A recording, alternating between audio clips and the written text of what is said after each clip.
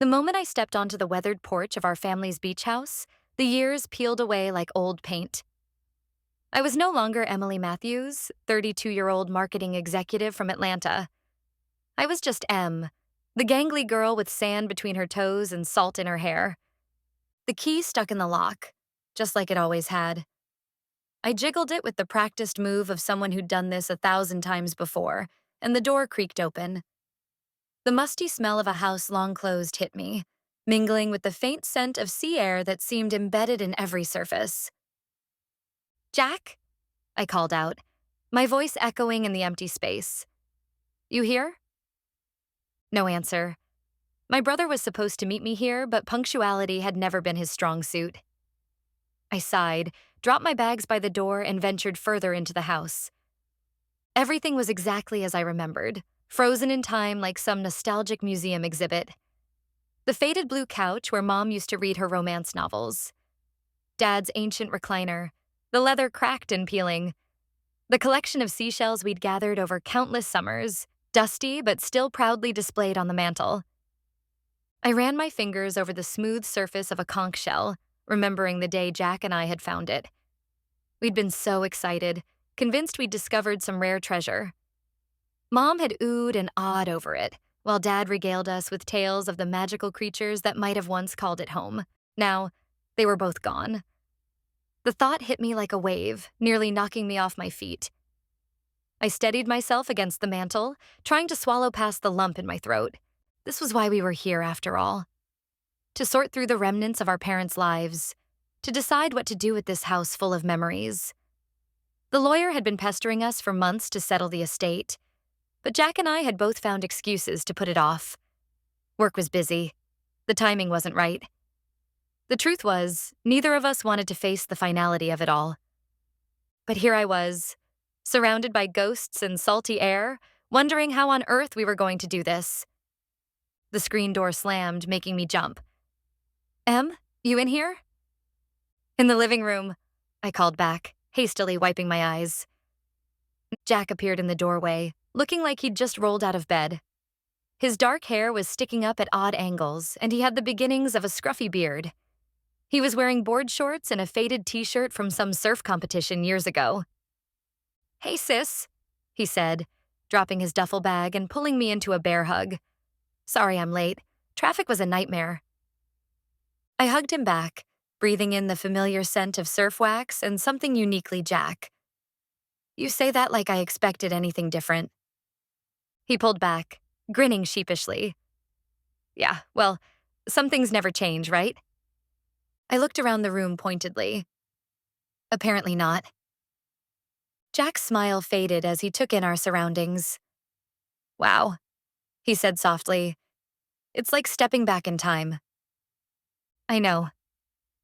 I perched on the arm of the couch, suddenly feeling exhausted. I don't even know where to start. Jack ran a hand through his hair, making it stick up even more.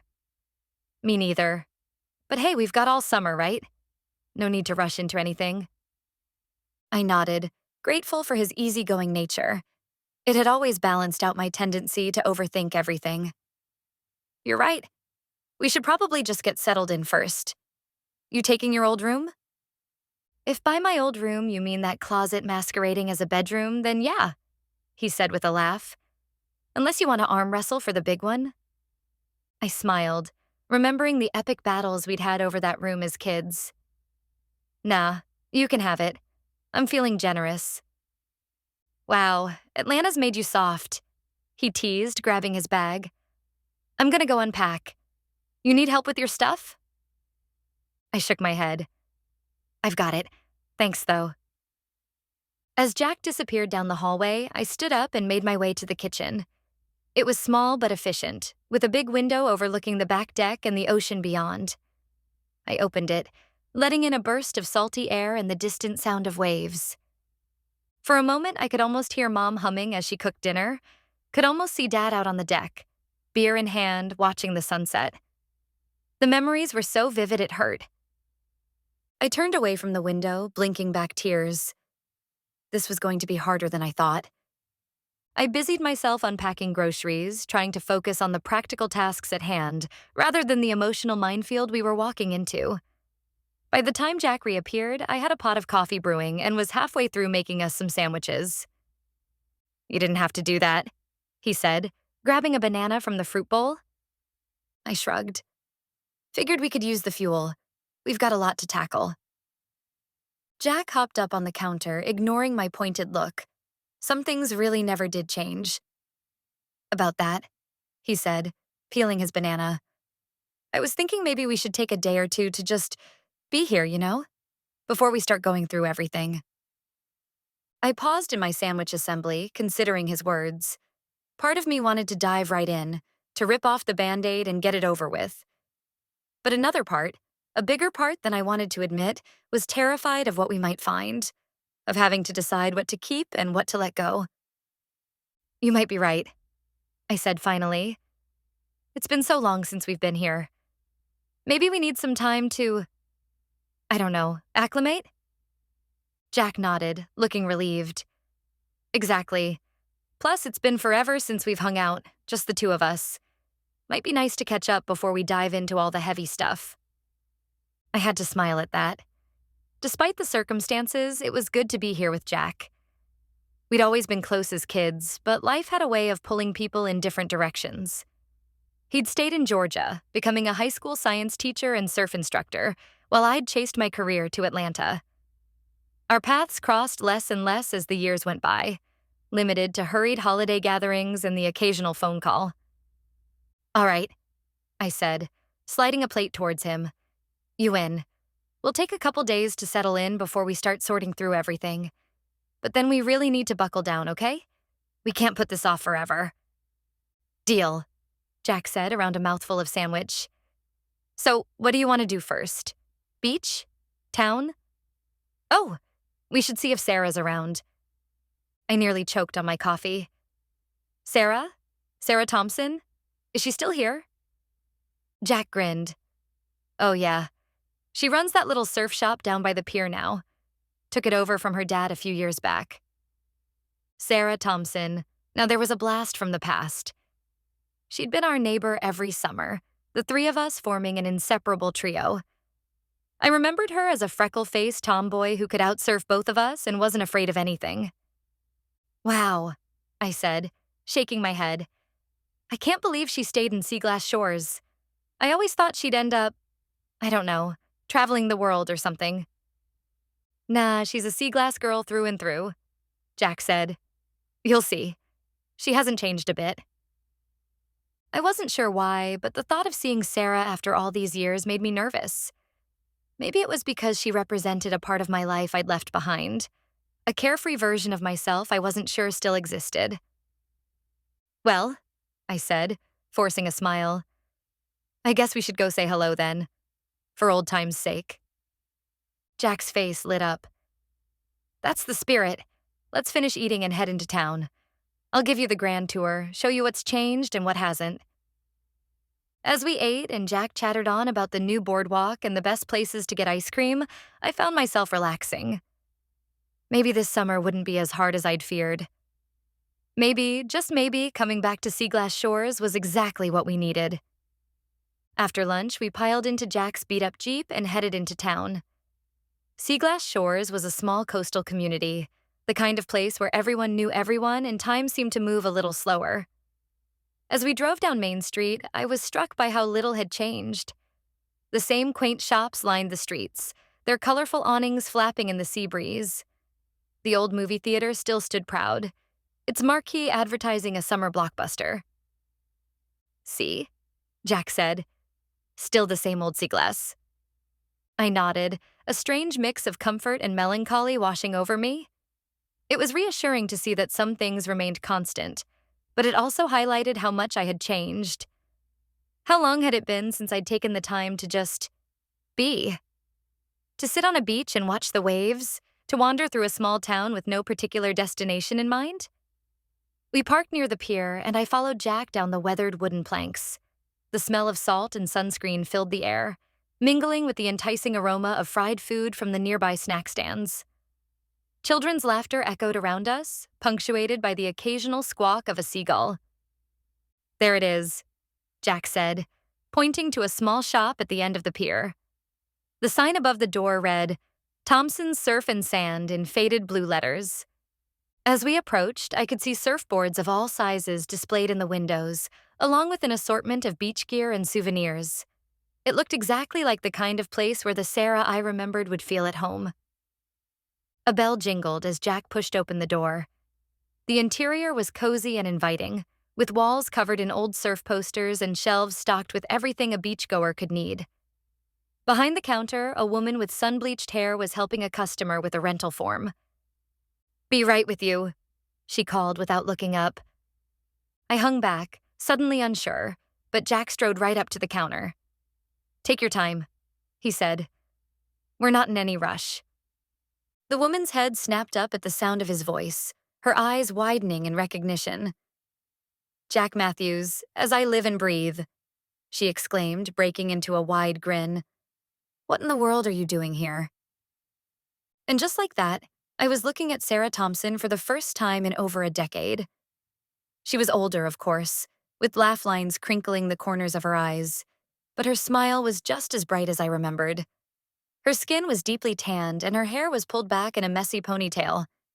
She looked happy, at ease in a way I wasn't sure I'd ever felt. Sarah quickly finished up with her customer, then came around the counter to envelop Jack in a hug. "It's so good to see you. Why didn't you tell me you were coming?" Jack hugged her back, laughing.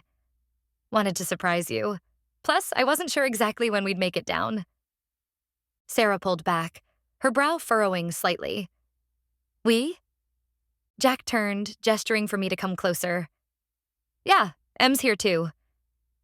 I stepped forward, feeling oddly shy. "Hi, Sarah. It's been a long time." Sarah's eyes widened even further.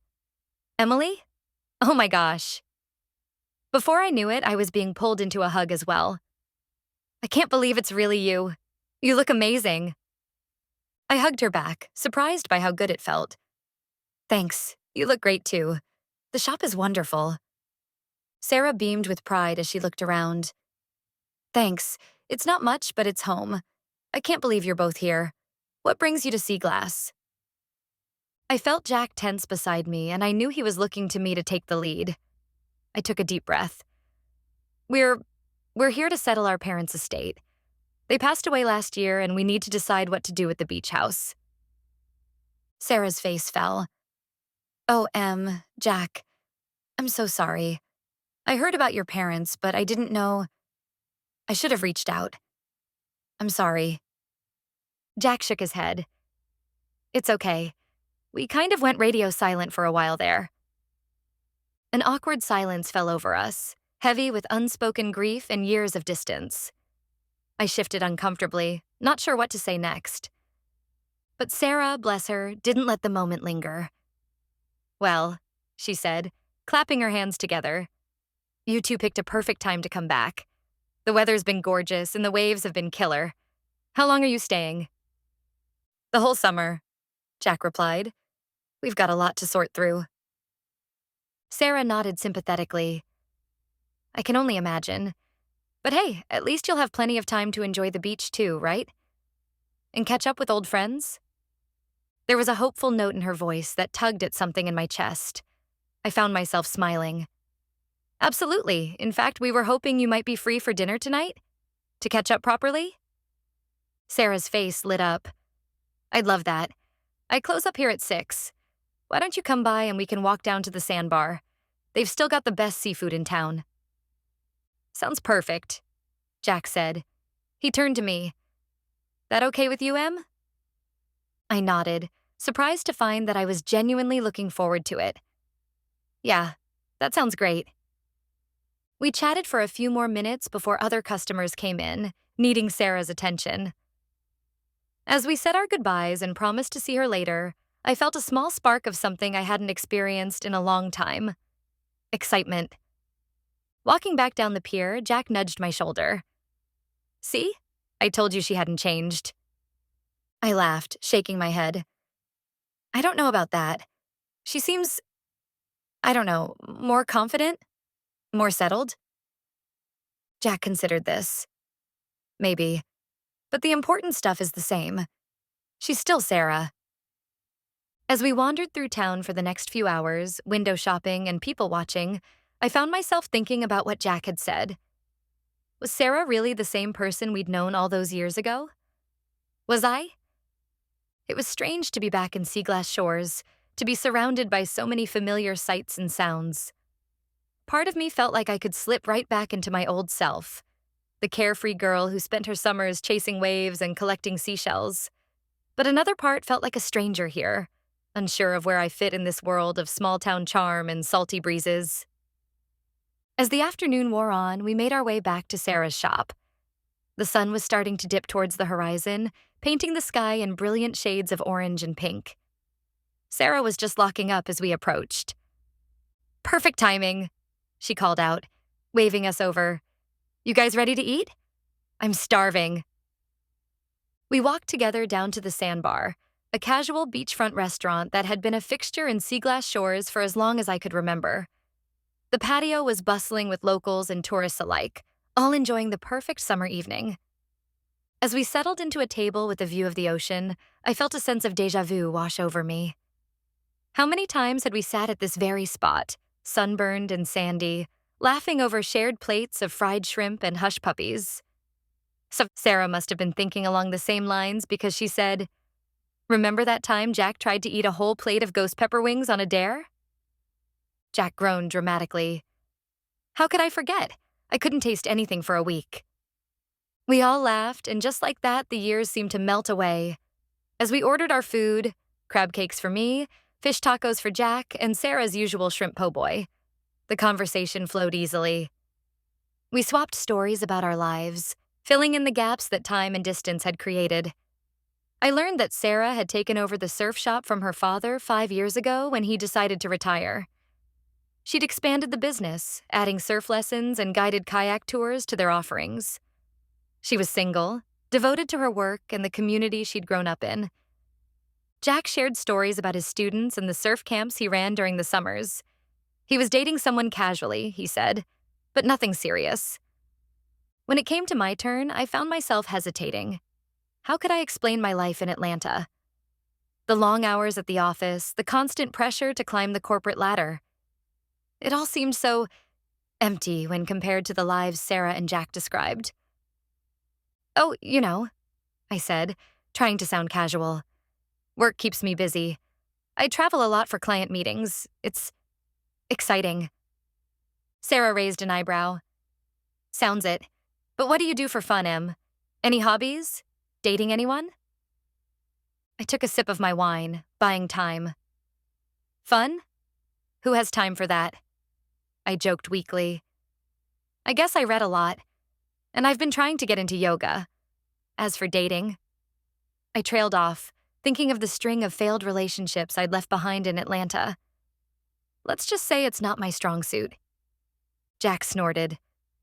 "That's an understatement. When was the last time you went on a date that wasn't a business dinner?" I shot him a glare. "I don't know, Jack. When was the last time you had a relationship that lasted longer than a summer fling?" As soon as the words left my mouth, I regretted them. Jack's face fell, and an uncomfortable silence settled over the table. Sarah cleared her throat. "Hey, no judgment here. We've all got our own paths, right? The important thing is that you're both here now." I nodded gratefully, relieved by her diplomatic intervention. "You're right. I'm sorry, Jack. That was uncalled for." He waved it off. "Nah, it's fine. I probably deserved that." As our food arrived, the conversation shifted to lighter topics. Sarah filled us in on the local gossip, who had gotten married, who had moved away, which businesses had changed hands. It was strange to hear about the lives of people I'd once known so well, to realize how much had happened in the years I'd been gone. As we ate, I found myself relaxing more than I had in months. There was something soothing about the rhythm of the waves, the salty breeze, and the easy companionship of old friends. For the first time since arriving in Seaglass Shores, I felt like maybe, just maybe, this summer wouldn't be as difficult as I'd feared. After dinner, we decided to take a walk on the beach. The sun had set, leaving behind a sky full of stars and a nearly full moon that cast a silvery glow over the water. We kicked off our shoes, letting the cool sand squish between our toes as we strolled along the shoreline. "So," Sarah said, breaking a comfortable silence, "what are your plans for the beach house?" I exchanged a glance with Jack. It was the question we'd been avoiding since we arrived. "We're not sure yet," Jack admitted. "That's kind of why we're here, to figure it out." Sarah nodded thoughtfully. "It's a big decision. That house has been in your family for what, 3 generations?" "4," I corrected. "Our great-grandparents built it." "Wow," Sarah breathed. "That's a lot of history." I felt a lump form in my throat. "Yeah, it is. That's what makes it so hard, you know? Every room is full of memories. The idea of selling it—" I trailed off, unable to finish the thought. Jack put an arm around my shoulders. "We don't have to decide anything right away, Em. We've got all summer to figure it out." I leaned into him, grateful for the support. "I know. It's just overwhelming." Sarah stopped walking and turned to face us. "Listen, I know it's not my place, but can I offer some advice?" We both nodded, curious. "Take your time," she said softly. "Don't rush into any decisions. Spend some time in the house, reconnect with the memories, but also try to make some new ones. Seaglass Shores isn't just your past, you know. It could be part of your future too, if you want it to be." Her words hit me harder than I expected. I'd been so focused on the task at hand, on the logistics of settling the estate, that I hadn't allowed myself to think beyond that. Could Seaglass Shores still be a part of my life? Did I want it to be? "Thanks, Sarah," Jack said, his voice thick with emotion. That means a lot." We stood there for a moment, the 3 of us, with the waves lapping at our feet and the stars twinkling overhead. Despite the sadness that had brought us here, despite the uncertainty of what lay ahead, I felt a sense of peace wash over me. As we made our way back to Sarah's shop to say goodnight, she turned to us with a mischievous grin. "So, what are you 2 up to tomorrow?" Jack and I looked at each other and shrugged. "No real plans," I said. "Why?" Sarah's grin widened. "How do you feel about surfing?" Jack's face lit up immediately. "Are you kidding? I'm always up for surfing." I, on the other hand, felt a flutter of anxiety in my stomach. "Oh, I don't know. It's been years since I've been on a board. I'm not sure I remember how." Sarah waved off my concerns. "Nonsense. It's like riding a bike. Plus, I'm an excellent teacher, if I do say so myself. Come on, Em. For old time's sake?" I looked at her eager face, then at Jack's hopeful one, and felt my resolve weakening. When was the last time I'd done something purely for fun, without worrying about deadlines or performance reviews? "All right," I said finally. "But if I make a complete fool of myself, you're both sworn to secrecy." Sarah let out a whoop of joy, and Jack high-fived her. Their excitement was contagious, and I found myself smiling despite my nerves. As we said our goodnights and headed back to the beach house, I felt a spark of something I hadn't experienced in a long time: anticipation. For the first time in years, I was looking forward to tomorrow, not dreading it. Back at the house, as I got ready for bed, I caught a glimpse of myself in the bathroom mirror. My cheeks were flushed from the wine and the sea air, and there was a lightness in my eyes that I barely recognized. Maybe Sarah was right. Maybe Seaglass Shores could be more than just a place full of memories. Maybe it could be a place of new beginnings, too. As I drifted off to sleep, lulled by the distant sound of waves, I made a silent promise to myself. This summer, I would try to let go of the rigid control I'd clung to for so long. I would allow myself to feel, to remember, to grieve if I needed to. But I would also try to rediscover the joy that had once come so easily in this place. Tomorrow I would surf, and who knew what else the summer might bring? The next morning, I woke to the smell of coffee and the sound of Jack rummaging around in the kitchen. For a moment, I was disoriented. the unfamiliar yet familiar surroundings throwing me off. Then it all came rushing back. Where I was, why I was here, and what I'd agreed to do today. I groaned and buried my face in my pillow. What had I been thinking, agreeing to go surfing? I was going to make a complete fool of myself. "Rise and shine, sis," Jack called, knocking on my door. "Sarah will be here in an hour. Time to catch some waves." I reluctantly dragged myself out of bed and into the shower. As the warm water washed over me, I tried to psych myself up. It was just surfing, right? I used to be good at it. Surely some of that muscle memory would kick in. By the time I made it to the kitchen, feeling slightly more human thanks to the coffee Jack had brewed, I had almost convinced myself that this wouldn't be a total disaster. Jack was already in his board shorts, practically bouncing with excitement. "You ready for this, Em? It's gonna be awesome." I managed a weak smile. "Sure, yeah, awesome." He must have sensed my nervousness because his expression softened. "Hey, no pressure, okay? If you're not feeling it, you can always just hang out on the beach. But I think once you're out there, you'll remember why you loved it so much." I nodded, grateful for his understanding. "Thanks, Jack. I'll give it a shot at least." A honk from outside announced Sarah's arrival. We grabbed our towels and headed out to her battered pickup truck, which was loaded with surfboards. "Morning, Matthewses," Sarah called cheerily. "Ready to shred some gnar?" I couldn't help but laugh at her enthusiasm. "I'm not sure about shredding, but I'll settle for not drowning." Sarah grinned as we climbed into the truck. "That's the spirit. Don't worry, Em. I'll have you riding waves like a pro in no time." The drive to the beach was short, filled with Sarah and Jack's excited chatter about wave conditions and the best spots to catch a good ride. I stayed quiet, trying to quell the butterflies in my stomach.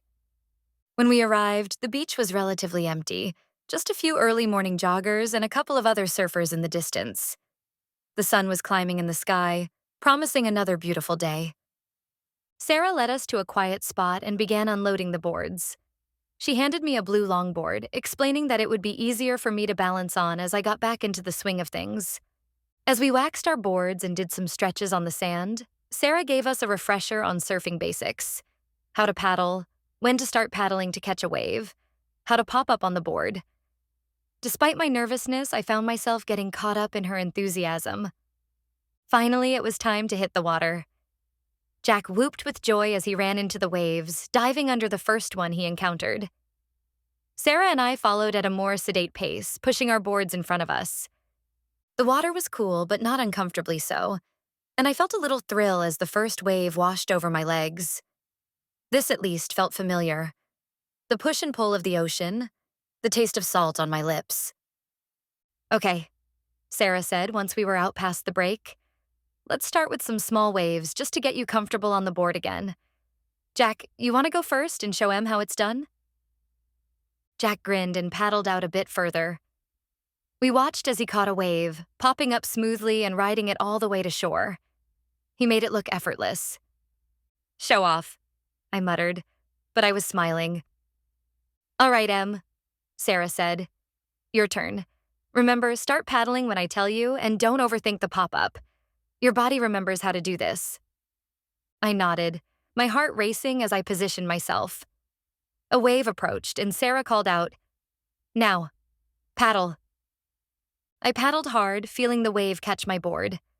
For a moment, I was sure I was going to nosedive, but then muscle memory kicked in.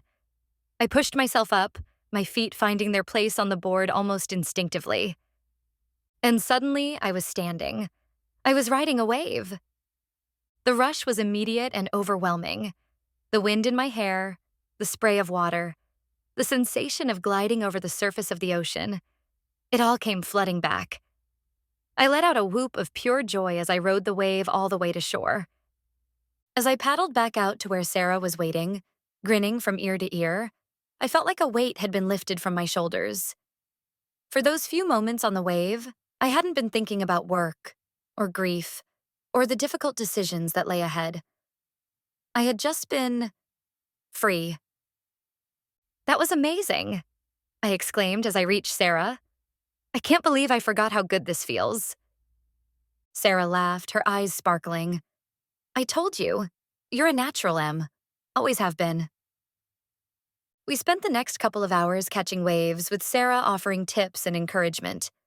By the time we called it quits, I was exhausted but exhilarated. As we sat on the beach, catching our breath and watching the waves, I felt more relaxed than I had in years. So, Sarah said, bumping my shoulder with hers. Was it as bad as you feared? I shook my head, unable to stop smiling. No, it was perfect. Thank you, Sarah. I needed this more than I realized. Jack flopped down on the sand next to us, his hair plastered to his forehead. See? I told you Seaglass Shores still had some magic left. As I looked out at the sparkling water, feeling the warmth of the sun on my skin and the companionship of my brother and our old friend, I had to agree. There was magic here. In the waves, in the memories, and in the promise of what this summer might bring. For the first time since we'd arrived, I felt a sense of hope. Whatever challenges lay ahead, whatever difficult decisions we had to make, we would face them together. And maybe, just maybe, we'd find some joy along the way. If you enjoy heartwarming, inspirational Southern stories, then pick up a copy of Ernest Dempsey's latest novel, The Final Round, through the link in the description. And be sure to like this video and subscribe to the channel for more stories from Magnolia Crossing when they're uploaded. Thanks for watching.